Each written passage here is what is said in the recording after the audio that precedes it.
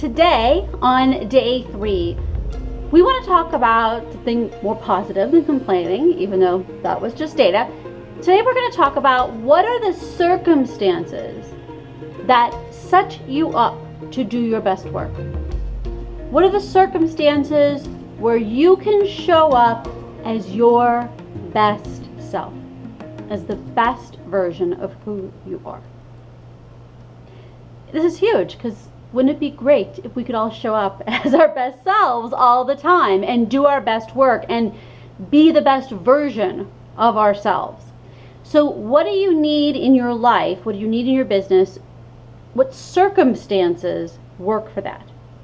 So what we're going to be doing is tracking, when do you feel joyful, overflowing? When do you feel excited that you have contributed to something, that you feel capable, that you've really helped people? When do you feel important? When do you feel happy? What are the circumstances that set that up? And I don't just mean what happened or what you did, that you had a coaching session with your client, that you finished this project for that other client, that you sold that stuff, that you helped your sister with something. I'm not talking about the what, I'm talking about the how. What was happening before and after and during the circumstances? So let me give you an example of how can I write the best contract? Because I'm a lawyer, right? So I'm drafting contracts for people. What are the circumstances where when I'm drafting this contract for someone, I actually enjoy it, right? Because I mean, yeah, I could just do it and go through the rote mechanism of drafting a contract, but I want to enjoy the work I do. So, here are some things that go into the circumstances of when I have an experience of drafting a contract and being joyful and happy about it. I need to have gotten enough sleep and not be exhausted. I need to not be starving hungry or need to use the restroom or need water. Like, I need to have the basic things in place. I need to not have pain somewhere in my body. I need to address those I need to address those things before I can really have a great contract come out of me.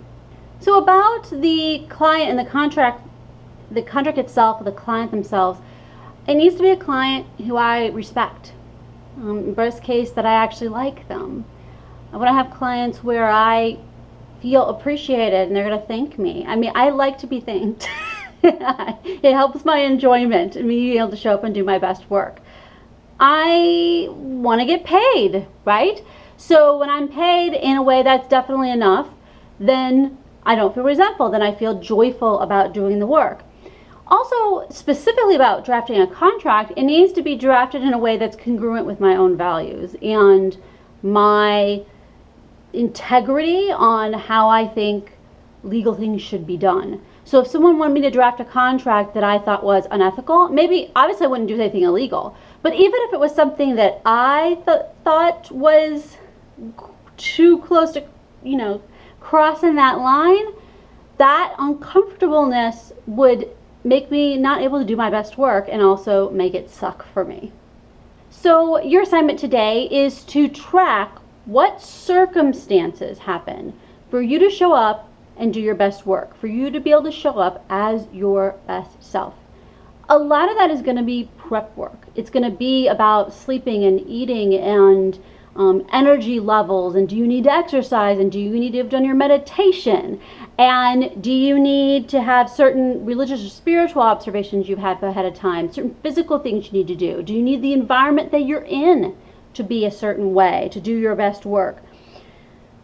Maybe things afterwards that you need it to have happen for it to be your best experience. Like, I need my clients to send me a message saying, thank you for this. It doesn't even need to be something long necessarily. I actually want to just know it didn't disappear. Now, in a perfect world, I am the most joyful when I have clients who actually implement the stuff. When I have occasionally someone where I've done work for them and then I see 6 months later they haven't implemented anything that I've done, I'm just like, it's disappointing, right? So for any of you who have clients, you may feel like you want clients who are going to actually implement your stuff. That's part of what makes it joyful to you. You may have things about the time of the day. You may show up and do your best work at 7 a.m. or 2 p.m. or 7 p.m. or midnight, right?